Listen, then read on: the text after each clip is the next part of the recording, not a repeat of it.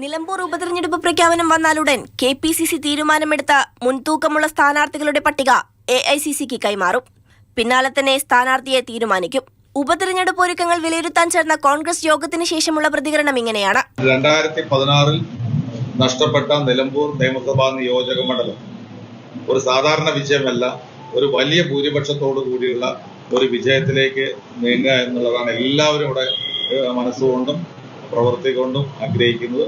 PV അൻവറിന്റെ നേതൃത്വത്തിലുള്ള തൃണമൂൽ കോൺഗ്രസിനെ UDFന്റെ ഭാഗമാക്കുന്ന കാര്യത്തിൽ കാര്യമായ ചർച്ചകൾ നടന്നിട്ടില്ലെന്നും AP അനിൽകുമാർ വ്യക്തമാക്കി. നിലമ്പൂരിൽ സ്ഥാനാർത്ഥി ആരാകുമെന്ന കാര്യത്തിൽ വലിയ തർക്കങ്ങളില്ലെന്നാണ് കോൺഗ്രസ് നേതാക്കളുടെ അവകാശവാദമെങ്കിലും ആര്യാടൻ ഷൗക്കത്തോ VS ജോയിയോ എന്നതാണ് കോൺഗ്രസ് ക്യാമ്പിൽ നിന്ന് തന്നെ ഉയർന്നു കേൾക്കുന്ന ചോദ്യം. സമവായത്തിനായി പ്രിയങ്ക ഗാന്ധി സ്ഥാനാർത്ഥിയെ തീരുമാനിക്കുമെന്നുള്ള സമവാക്യത്തിലാണ് കോൺഗ്രസ് നേതൃത്വം നിലവിലെത്തിയിട്ടുള്ളത്. LDFന്റെ സിറ്റിംഗ് സീറ്റ് തിരിച്ചുപിടിച്ച് നിയമസഭാ തിരഞ്ഞെടുപ്പിനൊരുങ്ങാനാണ് കോൺഗ്രസിന്റെ ലക്ഷ്യം. മണ്ഡലം തലത്തിലുള്ള തിരഞ്ഞെടുപ്പ് പ്രവർത്തനങ്ങൾ ഏകോപിപ്പിക്കുന്നതിന് നേതാക്കളെ ഉൾപ്പെടെ ചുമതലപ്പെടുത്തിയിട്ടുള്ള പ്രവർത്തനങ്ങൾ ആരംഭിച്ചിരിക്കുകയാണ് കോൺഗ്രസ്. മാതൃഭൂമി ന്യൂസ്, മലപ്പുറം.